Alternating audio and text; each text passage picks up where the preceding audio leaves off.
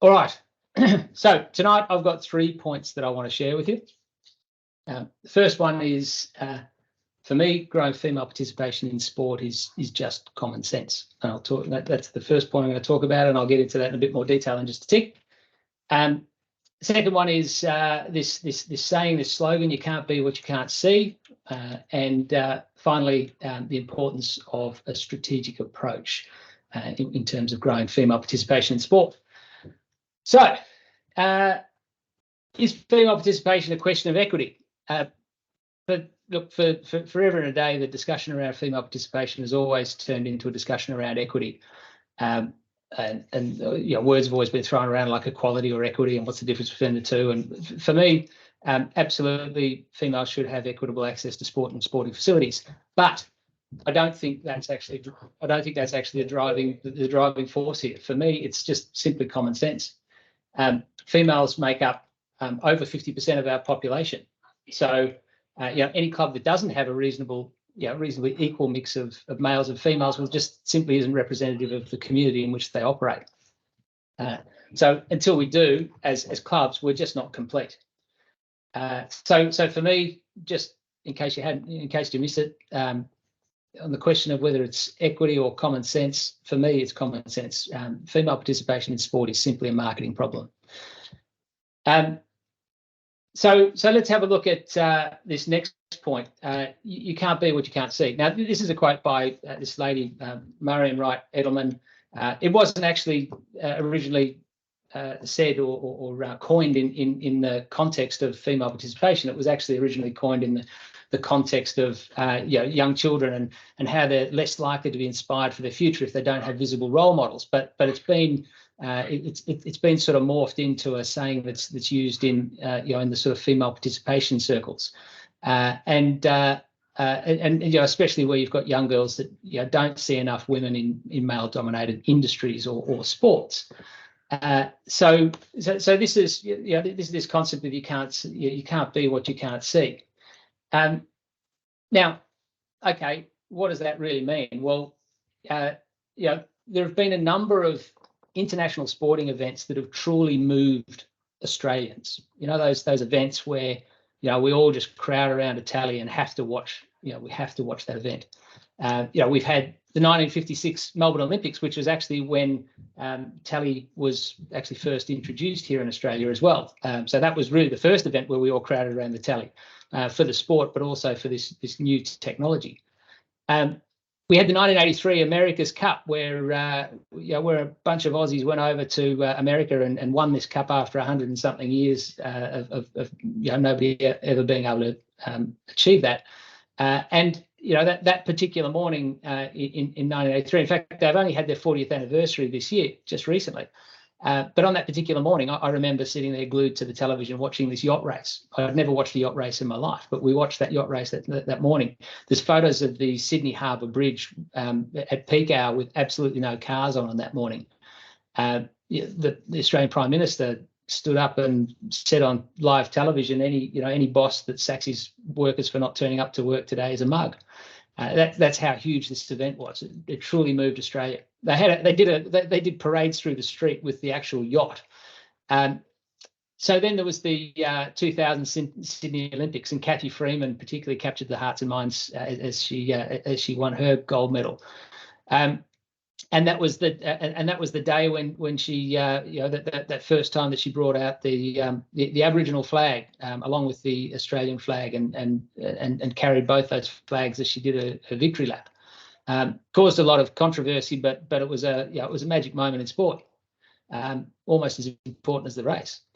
2002, the Socceroos World Cup qualifier, the penalty shootout that got us into the World Cup there had everybody on the edge of their seat. And then 2005, Leighton Hewitt wins Wimbledon. These are all events where Australians were just stuck to their television screens watching Australians performing on the world stage.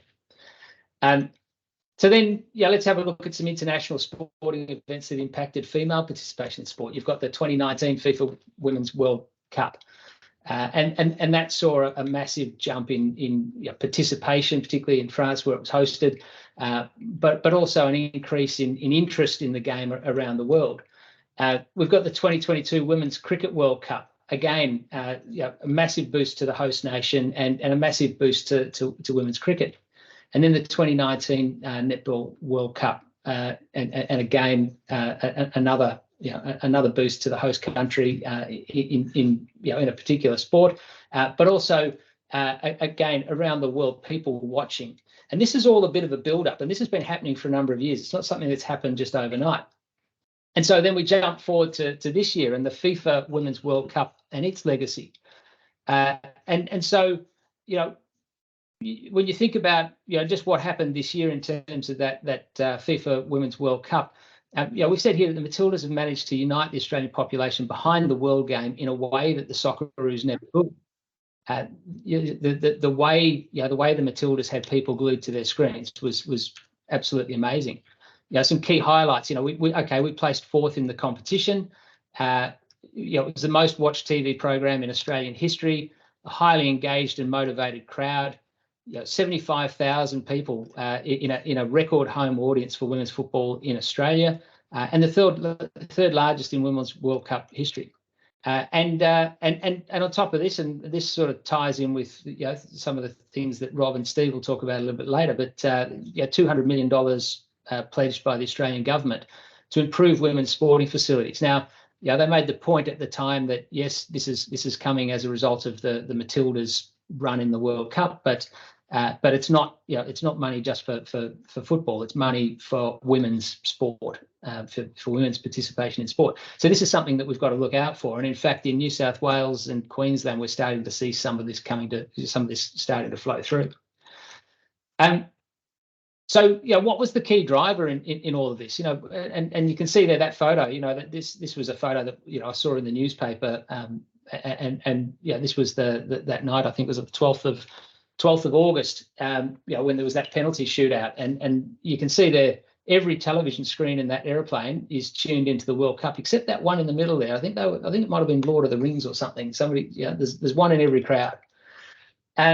But people didn't flock to the games and live sites and crowd around tallies because it was fair and equitable. Media outlets hyped the games. This whole World Cup and the games and the Matildas' performance. It was hyped by the media, and this is a key element in the success of not just the World Cup for us, but the success in the growth of female participation in sport and the spotlight and the focus that's been put on it. People watched the Matildas because they were awesome, and they really were. I mean, the standard of play has come along so much in the last few years. For many, it's caught us sleeping. The Matildas cut through the entire population because they were one of the best teams in an international tournament. The tournament was on home soil, and they provided hope, drama, intrigue, and inspiration. I don't know what any of you were doing on the evening of Saturday, 12th of August 2023, but I believe that was the night when Australia played France, and there was that epic penalty shootout after 90 minutes of play and then 30 minutes of extra time. The scores were 0-0, and then the penalties. We went to penalty shootout. I was actually at a progressive dinner, a school progressive dinner. I didn't want to go for two reasons. One, I kind of didn't like that sort of thing, but more to the point, I didn't want to go because I wanted to watch this game, and I knew I was living in a suburb where everybody around here grew up on AFL and cricket, so I figured there'd be no way to watch the game. Anyway, it turned up at the progressive dinners. You do sort of entree at one house, and you do main course at the next. You do dessert at the next house. And so we turned up to the entree house, and they've got a massive screen on the wall, and they've got the game on. And then, there's a couple of little people sitting in the corner with their AFL games on their phones. But the rest of us were all crowded around watching this big screen and watching the game. And then the game went on and went on. And anyway, it gets into extra time, still no result. And the guy that was organising this dinner came along and said, right, we're half an hour late. You guys, you've got to leave. We've got to get to the next place. So we literally bolted out of that house, ran down the road to the next place, and got in and just in time. I think we missed the first couple of shots on the penalty shootout, but we got to see the end and that really epic ending to that game, which was fantastic. And everybody in this whole crowd, traditional AFL and cricket crowd, were all glued to the screen. Not because it was soccer or anything like that. It was because it was the Matildas, and there was that much hype and that much excitement around what they were doing. At the same time, the AFL, I think it was at the MCG, the AFL delayed the game. Carlton and Melbourne, they delayed the game. They put the soccer game up on the big screen, and they did that until full time in the game. When it went to extra time, they turned the screens off. The crowd started to boo. And so after a bit of pressure, and particularly when the shootouts came along, they turned on all of the small screens around the game. And so what you had was a whole crowd at this AFL game, all turning with their backs to the AFL game that was going on behind them, watching the screens to watch the soccer. And so the cheers out of the crowd were just out of time with what was going on. And it was just it was an epic night. So that's the power of the power of this event. And the massive impact that this game and this particular team had on the Australian public. I mean, hell, the Prime Minister even threatened to call a public holiday if they won. A little bit like Hawkey back in '83, I think. Anyway, so the Matildas have changed this in a way that we never expected. Generations of Australians have grown up understanding that organised sport is largely a male domain with some notable exceptions.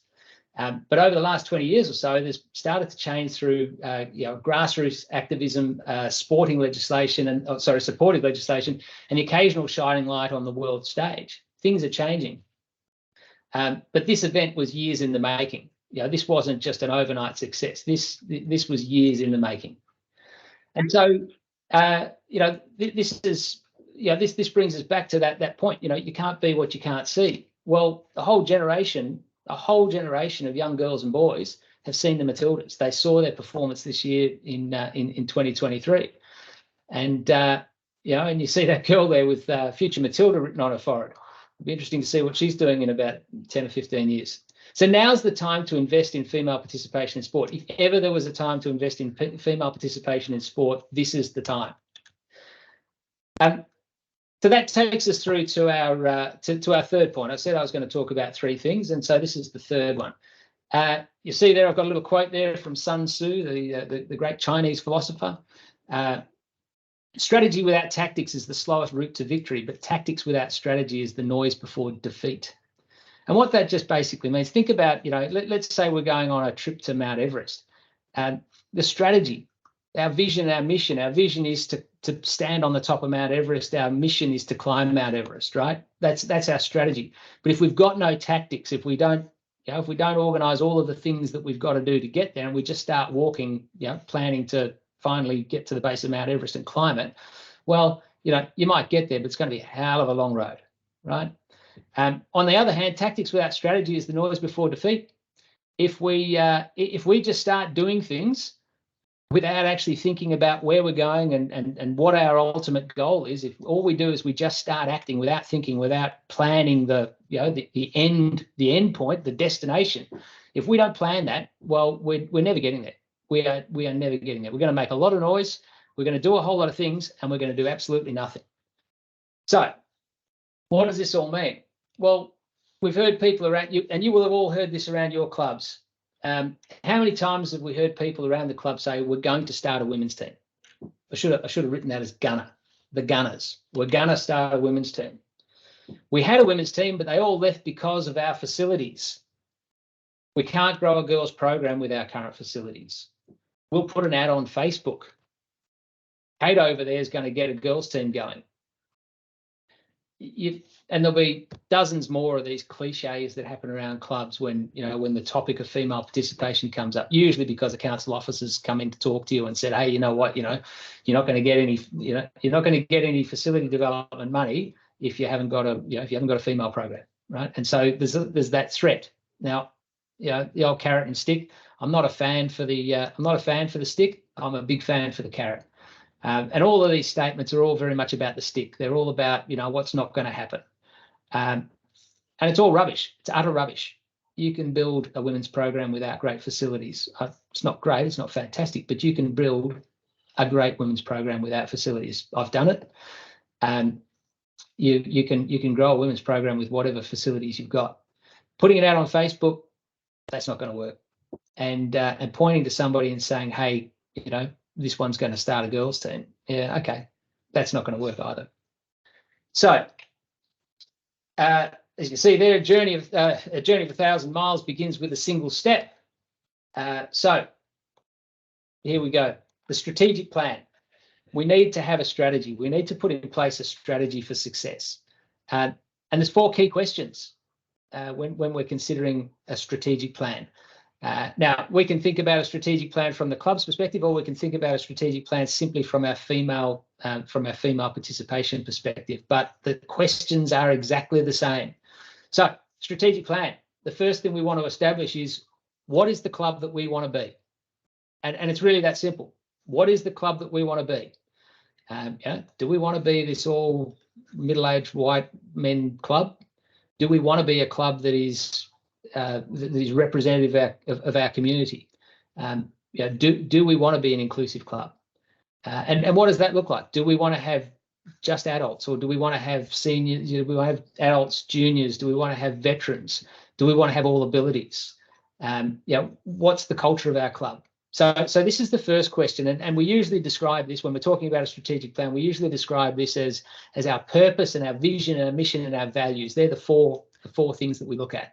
What's the purpose of the club? What's our vision statement, our mission statement? What are our core values? So what's the club we want to be? That's question 1. Question 2 then is, what are the big things that we want to achieve as a club? What are the big things that we want to achieve? And we call these the overarching objectives. The next thing that we want to look at is what are the key areas that we have to focus on in order to achieve these things and be the club that we want to be. We call these the strategic imperatives. So these are the key areas that we're going to focus on, and by focusing on these particular areas, we're going to be able to achieve those objectives and be the club that we want to be. And the 4th question, and this is where we get into the tactics, the 4th question is, what are the specific projects and initiatives that we have to implement at the club in order to bring this strategy to life? All right, so at point 3 there, we've talked about our strategic imperatives. They're the key areas that we've got to focus on.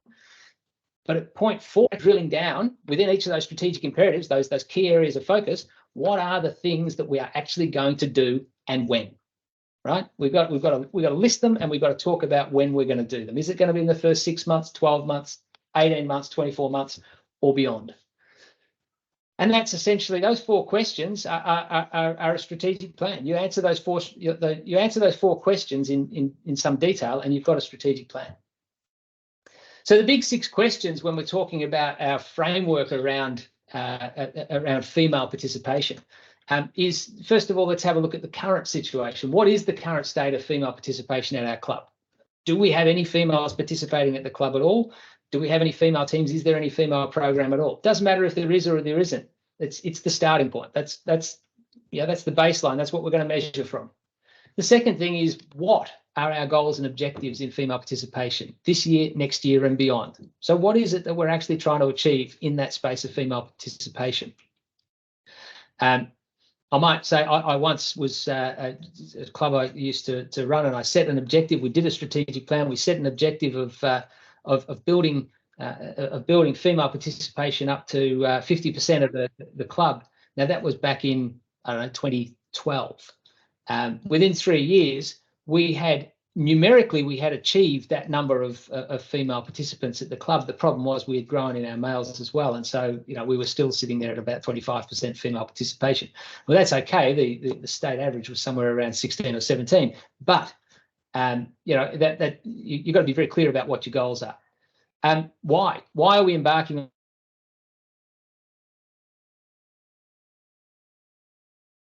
Think about this, because you haven't got your culture right. So yes, getting facility support from council is an important thing for a club. But if the only reason we're embarking down the female track is because we need that to get our facilities, well, we're thinking about the stick again. We're not thinking about the carrot. We're not thinking about what is the benefit to our community by actually having this program. And you're only going to find out. You're only going to find out what that benefit is by talking to other clubs that have been down this path, and by experiencing it yourself. It totally changes the club for the better.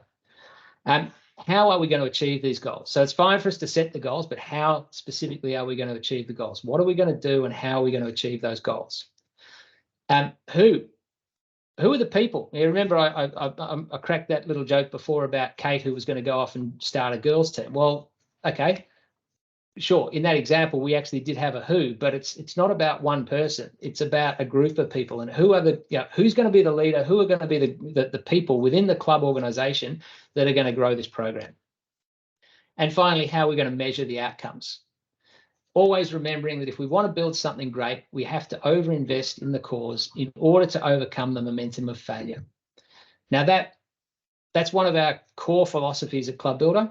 If we want to build something great, we have to overinvest in the cause in order to overcome the momentum of failure.